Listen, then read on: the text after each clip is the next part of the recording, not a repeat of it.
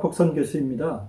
오늘은 원포인트 중국 역사, 사라진 농민군 여두목 당세아란 제목으로 말씀드리겠습니다. 중국 역사에서 수많은 농민의 반란이 일어나는데요. 그 중에 여성이 반란을 일으켰던 경우는 상당히 드뭅니다. 근데 그것도 난세가 아니라 성세의 난을 일으켰던 여자가 바로 당세아입니다. 명나라에서 가장 뛰어난 임금, 그러면 영락제 주체를 들 수 있습니다.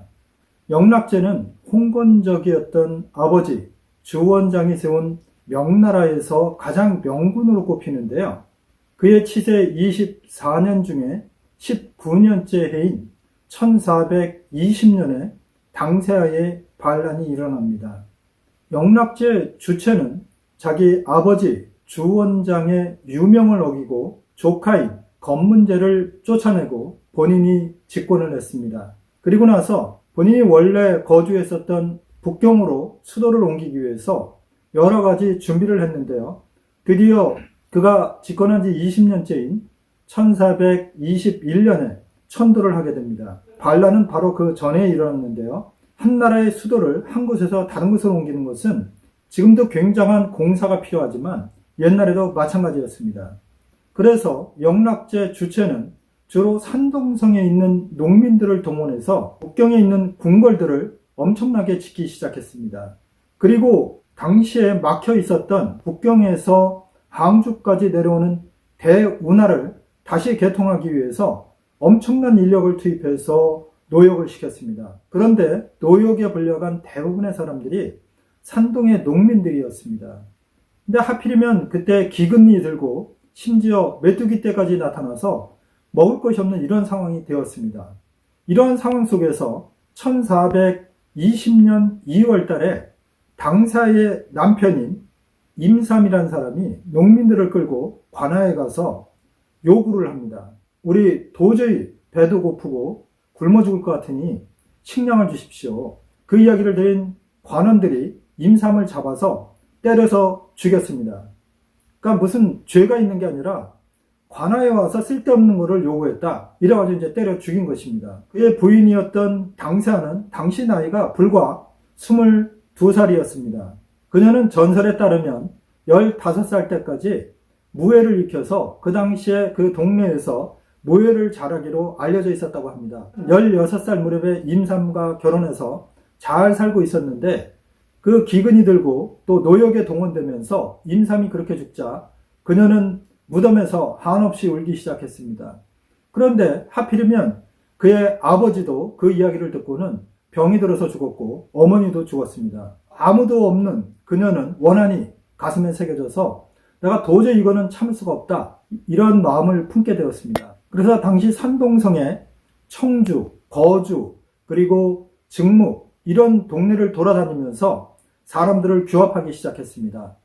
당시에 산동 사람들은 워낙 노역에 시달렸고 가뭄과 여러 폭정에 시달렸기 때문에 이미 마음속에 불만들이 가득 찼던 것입니다. 그런 상황 속에서 당세아가 설득을 하니까 많은 사람들이 모였습니다. 그래서 약 2,000명의 사람들을 모아서 지금의 청주시의 한 산체에 올라갑니다. 그 산체는 당세아가 만든 게 아니라 그 전부터 내려오던 것인데 완전히 요새였습니다. 지금도 유적이 남아있는데요. 삼면이 절벽으로 되어 있고요. 한 면은 높은 산을 올라와야만 공격할 수 있는 해발 약 700m 위치에 있는 산체였습니다. 그 산체를 사석봉 산체라고 부르고 있는데요. 거기에 2,000여 명의 농민들이 집결한 것입니다. 이 이야기를 들은 청주의 지휘사인 고붕이 가만히 있을 수가 없죠. 그래서 관군을 동원해서 공격에 나섰습니다. 하지만 당세아의 유인책에 걸려서 계곡에서 관군이 거의 몰살당합니다. 고붕도 거기서 죽습니다. 농민군들이 내려와서 무기고를 털고 창고를 털어서 식량을 농민들에게 다 나눠줬고 자기들도 무기와 식량을 가지고 산채로 도로 올라갑니다. 이러한 중대한 사건이 벌어지자 당시 중앙조정이 발칵 뒤집혔습니다. 영락제 주체는 노발대발했습니다. 본인이 정치를 엄청 잘한다고 생각했는데 갑자기 농민의 반란이 일어난 것입니다. 그러니 얼마나 놀랬겠습니까? 그것도 여두목이 말입니다. 당시 봉건사회에서 여자가 앞에 나서 무엇을 한다. 이것은 굉장히 힘든 일이고 드문 일인데 더더구나 발랑군의 두목이 22살밖에 안 된 젊은 여자라는 이야기를 들은 주체는 바로 명령을 내려서 유승을 총관으로 그리고 유충을 부총관으로 해서 5,000명의 정예군을 보냅니다. 이 유승이라는 사람은 지금으로 치면 베트남 북부와 광서성 일대인데요. 교지에서 반란이 일어났을 때 그걸 제압을 했고요. 막북에 있었던 원나라 군대를 막는 데도 공을 세웠고 당시 왜구들이 명나라에 많이 왔는데요. 왜구를 물리치는 데도 아주 혁혁한 전공을 세운 말 그대로 장군 중에 장군이었습니다. 그래서 그는 5천의 병력을 이끌고 수천 명밖에 안 되는 농민군을 처부수러 가니까 교만한 마음이 가득 찼습니다. 당세아는 인근 지역에 사람들을 보내서 병력을 끌어모았습니다. 그러다 보니까 농민군이 약 2만 명으로 불어났는데요. 2만 명이라 봤자 사실 정예군이랑 싸울 수 있는 이런 실력은 없었습니다. 당세아도 고민을 했습니다. 이거 어떻게 해야 되나? 그는 가짜로 항복하는 사람들을 보냅니다. 그리고 그들이 이구동성으로 이렇게 이야기를 합니다. 지금 산채에 사람이 너무 많다 보니까 식량도 부족하지만 제일 부족한 게 물입니다. 그래서 지금 광군이 진을 치고 있는 동쪽문 쪽의 개울을 그들이 점령하기 위해서 오늘 밤에 야습을 할 것입니다. 이렇게 이야기를 했습니다. 그 말을 곧대로 들은 유승은 자기 병력 5천 중에 3천 이상을 거기다 배치를 했습니다. 그 이야기를 들은 당세아는 한밤중에 전병력을 몰아서 동쪽문이 아니라 반대로 서쪽문을 공격했습니다. 그러자 당나라 정예병들은 우왕좌왕 어찌할 바를 몰랐습니다. 이런 상황 속에서 당사의 화살에 유충이라는 부총관이 맞아 죽고 많은 사병들이 죽게 되니까 결국 유승도 창왕 중에 도망가고 말았습니다. 이래서 당나라 군대가 대패했는데요. 이 여세를 몰아서 당세아는 인근에 있는 관아들을 공격하기 시작합니다. 가장 큰 관아 중에 하나인 안구성을 공략에 나섰는데요. 이 안구성 공략이 문제였습니다. 안구성은 워낙 철통 같은 성인데다가 그 안에 병사들이 정병이었기 때문에 즉 정예부대여서 호락호락 그 성이 점령되지 않았습니다. 이런 상황 속에서 영락제의 명령으로 산동지휘 첨사인 위청이라는 사람이 약 10,000여 명의 군대를 이끌고 공격에 나섰습니다. 그는 왜구를 물리치는 책임을 맡고 있었고 당시에도 상당히 뛰어난 장수로 알려져 있었습니다. 그는 경적하지 아니하고 당사의 군대를 포위했습니다. 당사의 군대는 양쪽으로 군대를 맞이한 것이죠. 안구성에 있는 정예병 그리고 그들을 외곽에서 둘러싸고 있는 위청의 정예병 이러다 보니까 농민들이 두려움에 떨게 됐고 결국은 와해되기 시작했습니다. 그래서 전쟁터에서 약 3천여 명의 농민군이 죽었고요. 나머지는 뿔뿔이 다 흩어져서 도망갔는데 그 중에 약 5천 명이 사로잡혀서 전부 참살당했습니다. 그래서 이제 농민군의 반란이 진압됐는데요. 문제는 두목이었던 당세아를 잡지 못했던 것입니다. 여두목인 당세아는 호련히 사라졌는데요. 역사 속에서도 그 기록이 없습니다. 정사 기록에 보면 영락제 주체가 화가 머리끝까지 났습니다. 그래서 유승을 감옥에 집어넣고요. 그리고 나서 명령을 내렸습니다. 어떻게든지 당세아를 체포하라. 이렇게 명령을 내렸지만 깜짝같이 사라졌기 때문에 도저히 잡을 수가 없었습니다.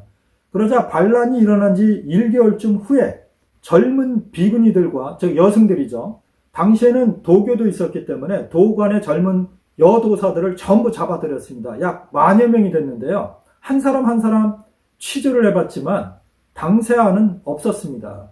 그런데 거기서 멈추지 않고 약 2개월쯤 후에 영락제가 다시 한번 명령을 내려서 전국에 있는 비구니와 젊은 여도사들을 다시 한번 잡았습니다. 물론 앞에 잡았던 사람들이 아니라 그 뒤에 또 다른 사람들을 잡은 것이죠.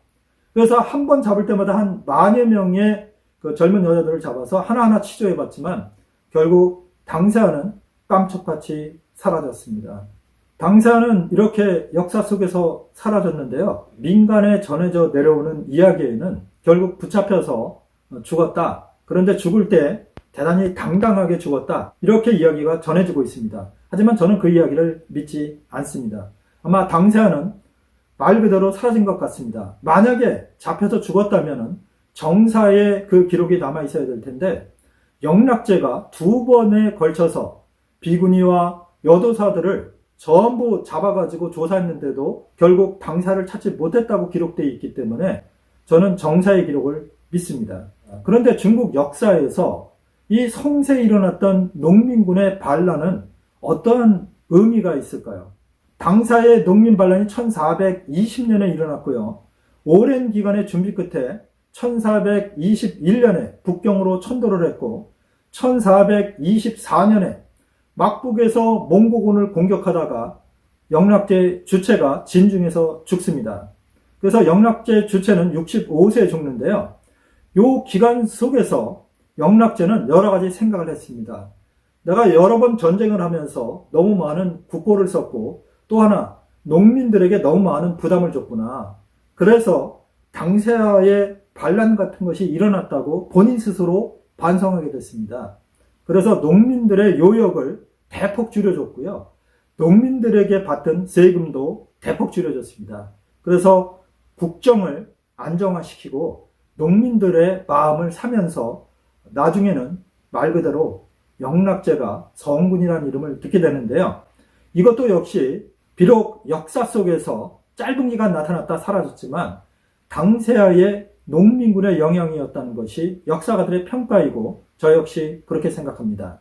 사실 여러분 생각해 보십시오. 22살의 젊은 여인이 남편이 죽었는데 그것이 억울해서 조직도 없었는데 본인이 돌아다니면서 조직을 만들어 농민 반란군을 일으켰다는 것은 정말로 놀라운 일이고 그 여인이 얼마나 뛰어난 여인인지 알 수 있을 것입니다.